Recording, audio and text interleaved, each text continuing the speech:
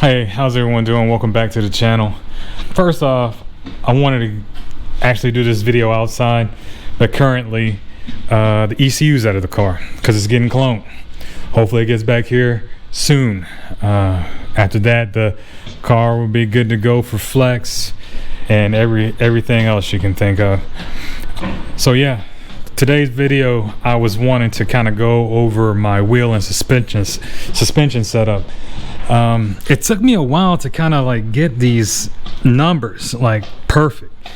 I did a lot of research. Out of everything I've done to this car, the wheels have to have been the hardest thing to get right. You've got to get the offset right, and you've got to make sure that the wheels can fit. Well, especially if you got aftermarket brakes, that they fit over the brakes.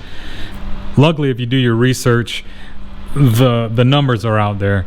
You got a couple of offsets that work with this car depending on the width of the wheel. Right now I've got like I said before, I have a 9.5 up front, 10.5 in the rear, and the offset that I found that works perfect for this car is plus 30 for the rear, and the actual wheel up front is a plus 22, but I have a 3mm spacer behind it, which makes it a plus 19.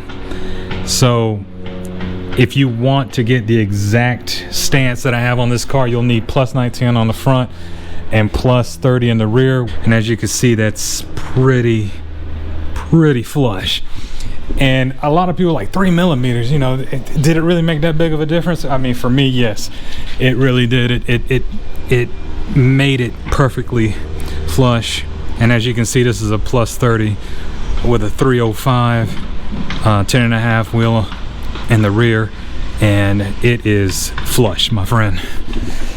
So yeah, moving past the wheels and tires, I've went ahead, I don't want to say upgraded the brakes, but I got floating hat, 2-piece rotors for the front and back, 6-piston front, 6-piston rear. I wasn't trying to go 6-piston rear, but that's the only way I could retain the e-brake functionality with this car, and it only comes in a from R1 Concepts, it only comes in a 6-piston caliper.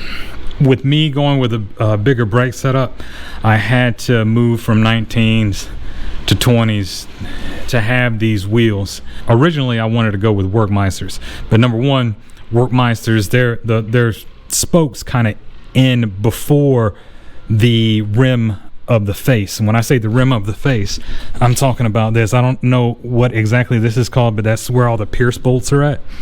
Whereas the Professor SP1s,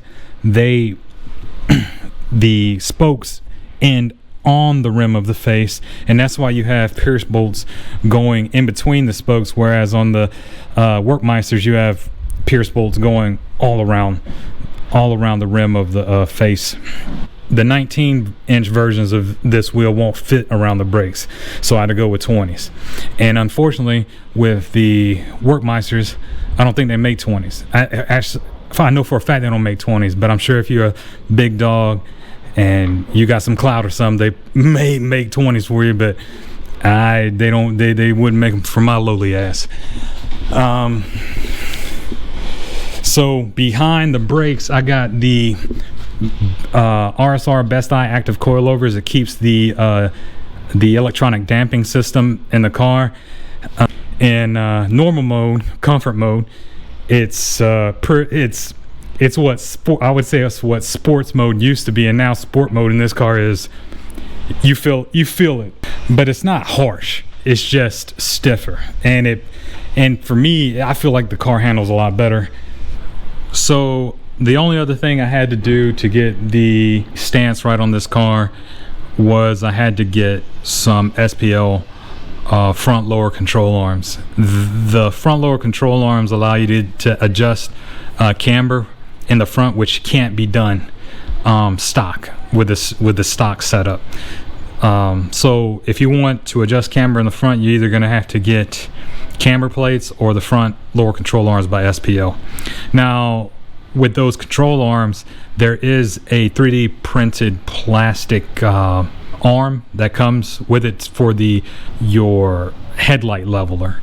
So if you get a chassis error on the car, what you may need to do is actually drill a hole further out on the arm to mount it.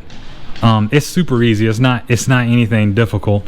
Or you can do, I think what we did is we did away with the arm, kind of mounted it sort of directly on the actual control arm. I'll have to get up under the car and take a picture of it for anybody that wants to see how it was set up. But the easiest way to fix it is to kind of just drill a hole into the 3D printed arm. I think SPL already has a fix for this, so all you got to do is kind of let them know that you have a lowered car, because that's it's lowered cars that kind of have this issue. Another thing to look out for, the ride height sensor in the rear. So the ride height sensor in the rear, there's an arm back there, and all you got to do when you're putting everything back on is make sure that it's in the correct orientation. Now when you get a chassis error from the ride height sensor in the rear, your car goes into limp mode. You will lose sport mode capability. You'll lose the flap won't open up in the exhaust, and all your safety features turn back on. So if you have that, don't panic. Make sure your ride height sensor in the back is set up correctly. It's not the end of the world. And that's one thing, this is the first car I've ever started doing these modifications to. So anytime I ever got any error, I was freaking out. But all you gotta do is just YouTube that shit, Google that shit, look it up on the forums. Somebody's got an answer. Hell, I got an answer for some of these issues up on the Supra forums. If you're ever in a bind, I'm sure you'll see one of my posts over there, because I've definitely learned a thing or two about turning wrenches on this car. I hope to be making more content. Next thing I'll probably do is kind of go over a lot of the body work that I've done to the car. From the last time you guys have seen it, I've added a couple of extra things here and there. So yeah, everybody take care, stay safe, have fun out there. Hopefully I'll see you soon. Peace.